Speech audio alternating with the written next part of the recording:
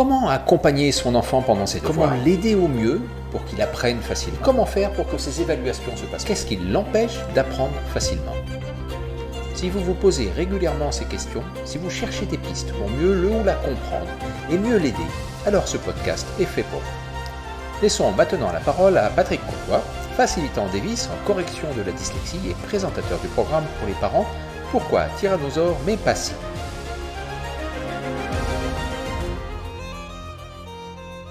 Bonjour et bienvenue dans ce premier podcast consacré à un piège qui est très fréquent, de lequel nous, les parents, les adultes qui entourons un enfant qui est en train d'apprendre à lire, dans lequel on peut facilement tomber si on n'y prend pas garde. Ce piège, c'est ce que j'appelle l'illusion du faux bon lecteur. Alors, le scénario se produit généralement avec des enfants plutôt jeunes, 4, 5, 6 ans, enfin bref, à l'âge où l'enfant découvre la lecture et apprend à maîtriser la lecture. Et voici ce qui se passe. Son enseignant ou ses parents lui demandent de lire à voix haute un passage d'un texte ou de l'un de ses livres. Et l'enfant, tout fier, prend le livre et lit tout haut avec une belle voix, en marquant le rythme, les pauses, en marquant les inflexions du ton de la voix, en articulant, bref. Mais sa lecture est parfaite. Voilà. Et donc l'enfant est super fier de lui, avec raison bien entendu, il lit très bien, et la réaction des parents et des autres adultes qui sont autour de lui montre bien qu'il a super bien réussi à lire. Alors cette fierté est tout à fait compréhensible, surtout si l'enfant se compare à ses camarades de classe, voire même, pourquoi pas, aux adultes qui lui lisent et qui l'entourent. Alors on va féliciter l'enfant, lui dire qu'il est un champion, qu'il a appris à très bien lire, que c'est super, etc.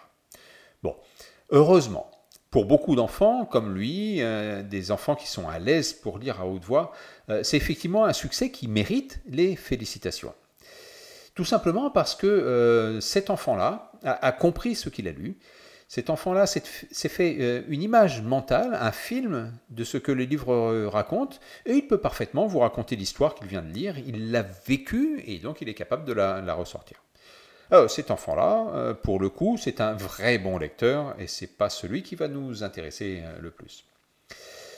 Par contre, il arrive, heureusement dans des cas très rares, mais ça arrive quand même, que l'enfant qui fait une lecture fluide et claire ne se fasse pas en fait de film mental, qui n'ait pas de représentation dans sa tête de ce que raconte l'histoire. Il n'arrive pas à la vivre, il n'arrive pas à rentrer dedans. Et ce qu'il fait en réalité, eh bien, c'est transformer le texte écrit, la suite de lettres qui est regroupée en mots, en une suite de sons. Imaginez qu'avec un peu d'habitude, vous pourriez très bien obtenir le même résultat si vous lisez un texte dans une langue étrangère, ou au moins une langue qui vous est assez familière pour associer les sons, les lettres et les sons. Est-ce que vous auriez compris pour autant? Pas forcément. Si cette langue est pour vous étrangère, il y a des chances que vous ne compreniez pas, même si la lecture a l'air fluide. C'est un peu ce que fait l'enfant. Et cet enfant-là, il a bien compris le mécanisme du déchiffrage phonologique, il a bien compris comment associer les lettres pour en faire des sons, et c'est même une preuve de grande intelligence. Il est même tellement intelligent qu'il peut connaître les subtilités du français qui font que, par exemple, dans un mot comme garage, il y a deux G qui se prononcent deux fois de manière différente. Et vous savez que le français fourmille de tout un tas de petites anomalies comme celle-ci, des exceptions, des règles, etc., etc. Alors, heureusement, ce n'est pas fréquent, mais croyez mon expérience, cela arrive, et quand ça arrive, c'est à mon sens une situation très délicate.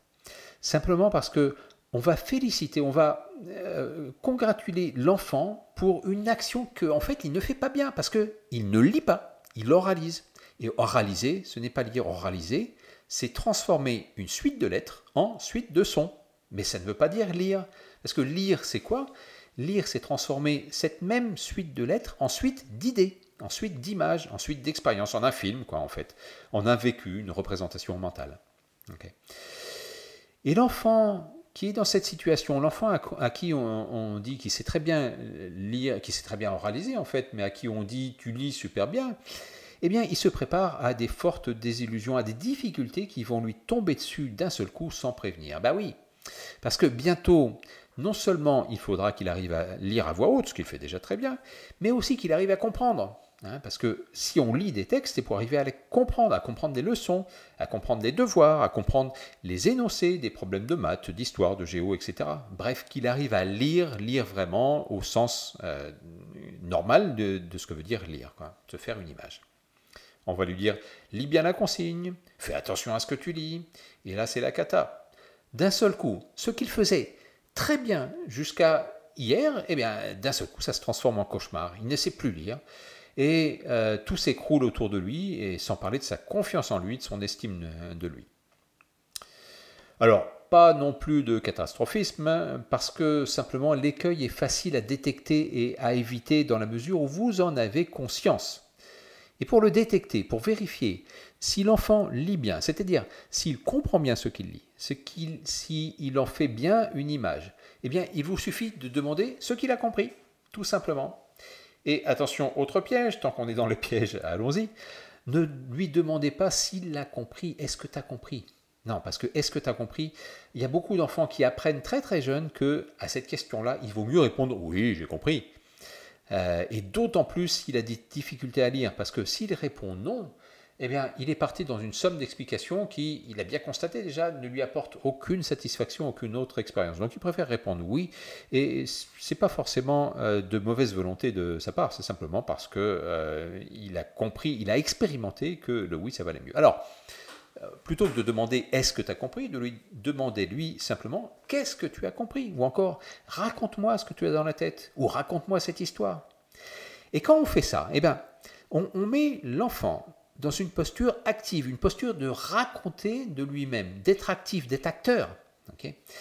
Et là, il y a deux possibilités. Soit l'enfant raconte l'histoire, il est capable de revivre ce qui se passe dans l'histoire, il est capable de vous le raconter et de vous le faire vivre, et ben, dans ce cas-là, ça veut dire qu'il a réellement lu et que tout va bien, donc il n'y a pas de souci particulier avec lui, tant mieux. Okay. Et là, vous pouvez réellement le féliciter pour sa lecture, parce que c'est une vraie bonne lecture. Et l'autre possibilité, c'est qu'il n'arrive pas, il n'est pas capable de vous retourner l'histoire. Alors, soit de vous retourner certains détails, et dans ce cas-là, c'est plus facile de jouer et de comprendre quels sont les détails qu'il n'a pas compris, soit il n'a pas du tout l'image de cette histoire, et peut-être que simplement, il ne sait pas ce que veut dire lire. C'est possible aussi, nous allons y revenir. En tout cas, la première chose avec cette question, si l'enfant n'arrive pas à vous retourner l'histoire, eh bien, vous n'allez pas le féliciter pour sa compréhension, vous allez le féliciter pour son oralisation, c'est-à-dire le fait d'avoir lu à haute voix, mais il va falloir travailler aussi, et là, vous le savez, vous avez détecté qu'il va falloir travailler sur la compréhension du texte, qui est le cœur de la lecture, finalement. Alors, la dernière question qui reste est de savoir que faire avec un enfant qui oralise bien mais qui ne comprend pas. Et finalement, c'est assez simple parce que s'il oralise bien, c'est qu'il a déjà une maîtrise suffisamment grande d'une partie des compétences nécessaires à la lecture, c'est-à-dire l'oralisation. Et donc, il vous suffit simplement de lui faire comprendre que derrière une suite de mots, derrière une phrase, en fait, il y a des images qui sont cachées, il y a un film. Et l'une des manières les plus simples et que je vous engage à faire, c'est que vous-même, vous lui racontiez ce que vous avez mis en image de cette histoire, c'est-à-dire les images que vous avez dans votre propre imagination. Et ça, c'est histoire de lui montrer, de lui faire comprendre que, eh bien, quand il y a une phrase, il y a une image qui correspond. Alors évidemment, raconter ici en quelques minutes, je ne peux pas couvrir toutes les petites difficultés, tous les petits blocages qui risquent d'arriver. Sinon, ce podcast durerait plusieurs heures et ça finirait par être difficile à écouter. Mais par contre, c'est une des raisons pour lesquelles le programme d'aide aux parents en difficulté scolaire existe. Et ce programme s'appelle « Pourquoi Tyrannosaure mais pas si ?» Vous trouverez le lien et la description sous ce podcast, je vous engage à aller le voir. Et vous avez aussi des lettres gratuites qui sont sur le site internet de pourquoi-tyrannosaure-mais-pas-si.com, toujours en lien sous ce podcast. Et ce programme se déroule en 6 sessions hebdomadaires de 2 heures pour vous donner à vous, parents, les outils et les réflexes nécessaires pour pouvoir aider plus efficacement votre enfant. Alors, En bref, soyez alerte, demandez à votre enfant de vous raconter l'histoire qu'il vient de lire. Et après tout, ce n'est qu'un juste retour des choses, non? Parce qu'après toutes les histoires que vous lui avez déjà racontées, c'est la moindre des choses que lui vous raconte aussi les histoires qu'il peut lire. Vous avez aimé ce podcast? D'autres parents et d'autres enfants auraient peut-être envie de le connaître. Alors, aidez-nous, mettez un petit pouce vers le haut, mettez un petit like, mettez un commentaire, cela nous aide à transmettre l'information. Merci de votre attention et à la semaine prochaine pour un nouveau podcast.